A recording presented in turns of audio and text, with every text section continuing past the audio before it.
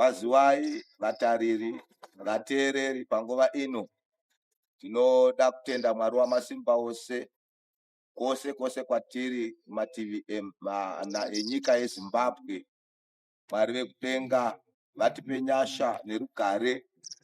Zita rangu ndinoitwa mufundisi Munyere Yemhuka from AFM in Zimbabwe, Chitumbisa East Province. Toda kutenda Mwari nemukana wakanaka wavatipa wekuti tigoverane shoko raMwari. Shoko raMwari rinoti iri ndiro zuva dzvene raitwa naMwari, ratichapembera nekufara mariri. Regai ndipinde muizwi raMwari. Tichaverenga kubva kuna Johani wekutanga pachapter 5 pavhesi ya 4. Inoti iyo, nokuti chinhu chipi nechipi chinoberekwa naMwari chinokunda nyika.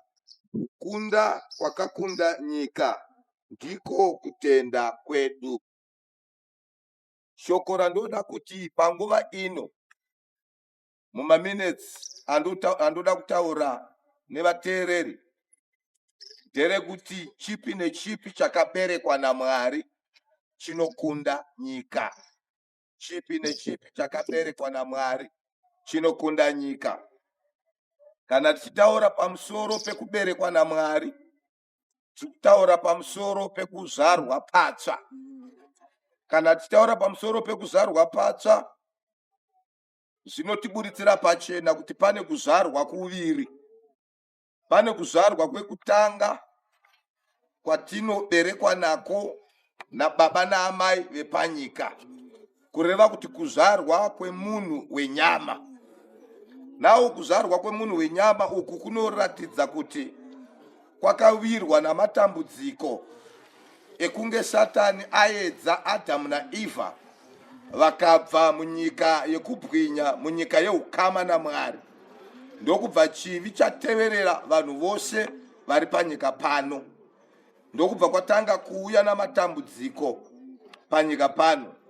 Izvi zvinoratidza kuti Satani, munyengeri, muvengi wavanhu, wakanga uri panyika pano. Nyika yakatanga kuvepo pekutanga inyika ine chekuita nevatumwa. Nyika yakanga ina naSatani asati apandukira Mwari.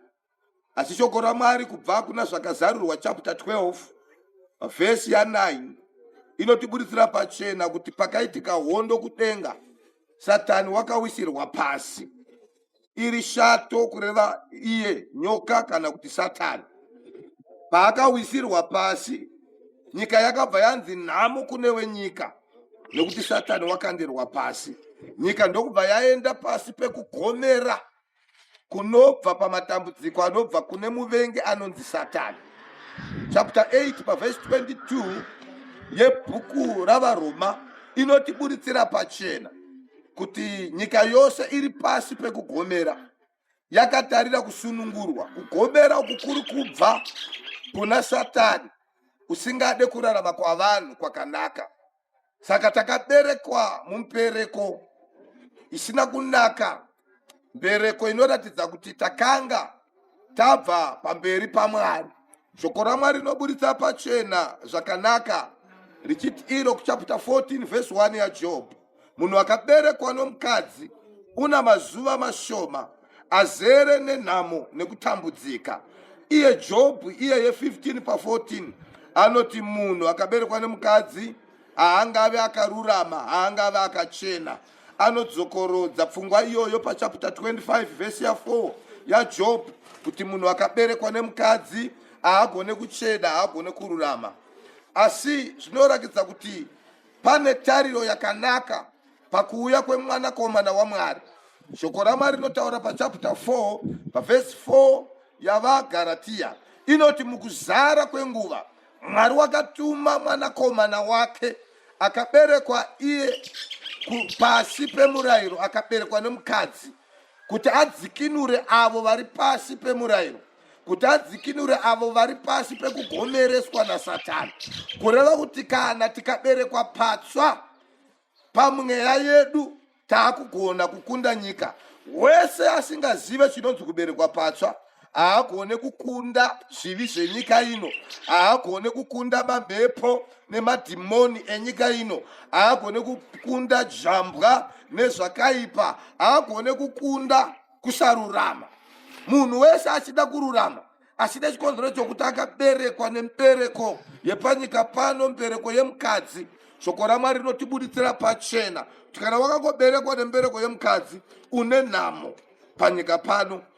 Ndosaka uchinzwa murume anonzi Dhavhidha, murume aitonga nyika yekwaIsraeri, ari panzvimbo inoremekedzwa nekukudzwa. Unoona shoko raMwari richibuditsa pachena, akuchema atadzira Mwari, akunzwa mhosva, nokuti munhu wese ukatadza mhosva unoinzwa pamwoyo pako. Achinzwa mhosva iyoyo, akureurura mhosva iyoyo pachapter 51 verse 5 yamapisarema, anoti ndinzwirewo ngoni nokuti ndakaberekwa mumbereko yezvivi. Tose tiri vatadzi, takatadza tikasasvika pakubwinya kwaMwari. Hazvina basa kuti vanhu vanokuona semunhu akaita sei, tese takaberekwa tiri vakundikani, asi kune tariro yekuberekwa patsva. Mumwe musi umwe murume aitova mukuru wechechi anonzi Nikodhimo. Ndokubva azviona kuti ina handisati ndaberekwa patsva, nokuti vhangeri inoparidzwa naJesu iyi haisati yakurarama mandiri. Kunyange aiziva shoko raMwari, kunyange aiziva mutemo wemagwaro wekuOld Testament, asi pamweya wake akanga asati aziva ushe hwaMwari, akanga asati aziva simba rinokundisa munhu kuti ararame aine simba rekukunda nyika ino. Ndo paakazoona Jesu achiparidza akati, hekani waro, maparidziro aya, uyu murume uyu ndiye murume wakakunda nyika. Ndokuenda kwaari neusiku, shoko raMwari rinoti aenda kwaari neusiku, wakati, nhai Ishe, ndingaita seiko kuti ndione ushe hwaMwari, nokuti ndazviona kuti hakuna munhu anoita zvamunoita izvi asiri muushe hwaMwari. Kureva kuti kana munhu ari muushe hwaMwari ane zvimwe zvaanoita zvinoratidza kuti anogona kukunda nyika. Waiona kuti Jesu maari haana kutadza, maari mune minana, maari kunyange akafamba pamusoro pemvura haanyure, achiona minana iyoyo, achiona kusatadza, achiona utsvene hwaMwari pana Jesu, achiona kururama kwaMwari, akati izvi ndozvidawo izvi, kunyange ndiri kuchechi yandinopinda asi handisati ndaberekwa patsva. Nokuti uyu akanga atori mukuru wechechi. Paakazoenda kuna Jesu, Jesu akati, iwewe unofanirwa kuberekwa patsva. Chapter 3 verse ya 3 yebhuku raJohn kusvika pavhesi ya 5 inotibuditsira pachena kuti kana munhu akaberekwa nemvura, akaberekwa nomweya, anoberekwa patsva. Saka tinoona kuti kana tikaberekwa patsva, kana tikagamuchira Jesu, mweya waMwari wauya matiri, tinoberekwa patsva. Kana taberekwa patsva, taakugona zvatanga tisingagone. Hasha dzaitinetsa dzekumusha kwedu, nekuti taane mweya waMwari mukati medu, taane mweya mutsva unoona wakuvandudzwa, uchitanga kuvenga hasha, uchitanga kuvenga kuchiva nyika, uchitanga kuvenga zvisakarurama, nokuti mauri waberekwa patsva. Mudikani, regai ndikutaurire, vhangeri ratinoparidza iri, ukaberekwa patsva unotanga kukunda nyika. Chokutanga chaunotanga kukunda, unotanga kunzwa kusafarira zvawaifarira kare. Pawaifarira kuita mafaro ane tsvina asina umwari, unotanga kuzvivenga, wotanga kufarira kuenda kutemberi. Ukatsiurwa unokurumbidza kutendeuka, mweya wako unotanga kusema zvivi nekuti waberekwa patsva. Minduro yako yekukundikana kungadaro kuri muropa rako, yekufarira zvenyika zvisina kunaka, rega ndikutaurira kuti iri kubva pakuti usati waberekwa patsva. Vhesi yativimbisa kuti ani nani anenge aberekwa patsva, akaberekwa naMwari, ndiye anokunda nyika. Mwari ngaakubatsire uve munhu anogona kukunda nyika, nekuti Jesu ari mauri akakunda chivi, ndokubva akunda nekuva, akakunda rufu, akapinda mauri, anokupa mweya wekukunda. Unonzwapo achiti tiri vakundi nekupfurikidza, kuburikidza neuyo akatida. Mwari ngaakupe kukunda, nokuti unenge wagamuchira Kristu mukati mako, wotanga kuregererwa zvivi zvinoteverera ropa, zvivi zvinobata mundangariro, katauriro kasina kunaka, wotsaurwa kubva kumabasa enyika.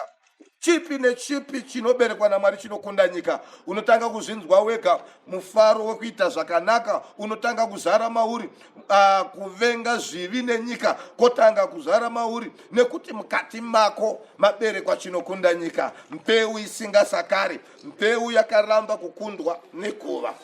Rega ndikutaurire ndichiti kana Mwari vachinge vakubata hauperere pakukunda zvivi chete, unotanga kukunda kunyangwe hope dzakaipa.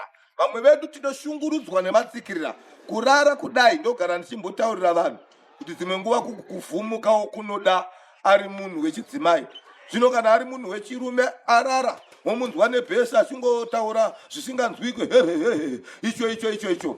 Baba, hamusati maberekwa patsva. Kana maberekwa patsva, mweya uri mamuri unodzinga, mweya inotsikirira vanhu.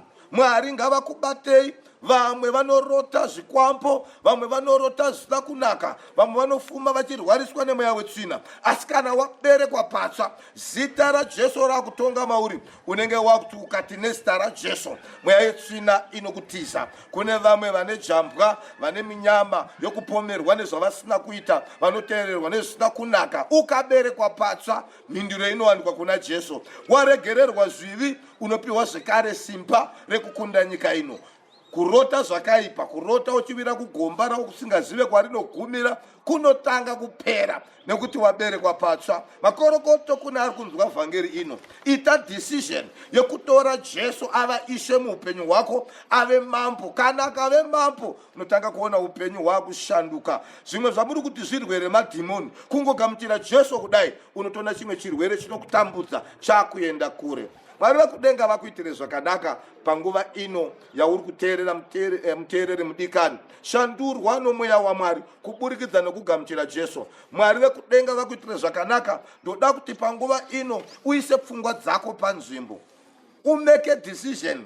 Kana usati wagamuchira Jesu Kristu, apinde mauri, ungoti Ishe pindai mandiri, regererai zvivi zvangu, ndoda kuva chisikwa chitsva, ndishambei neropa renyu. Uri kwauri ikoko unototanga kuona zvakutotanga kuitika. Kungotaura mazwi iwayo, vhesi inoti anotenda nemwoyo akapupura nemuromo anoponeswa. Rega ndikunyengeterere mudikani pauri ipapo. Baba vari kudenga, ndinonamatira wese akanditeerera iko zvino ari kundinzwa. Munogona kumushamba akaberekwa patsva, akareurura zvivi, akava chisikwa chitsva, akava mwana wenyu. Komborerai, ropafadzai, murwirei, mupei kukunda mamhepo, musimudzei muupenyu hwake, muitirei zvakanaka. Ndataura kuropafadzwa kune vose vakanditeerera. Nyasha dzaMwari dzive navo muzita raIshe wedu Jesu Kristu. Amen.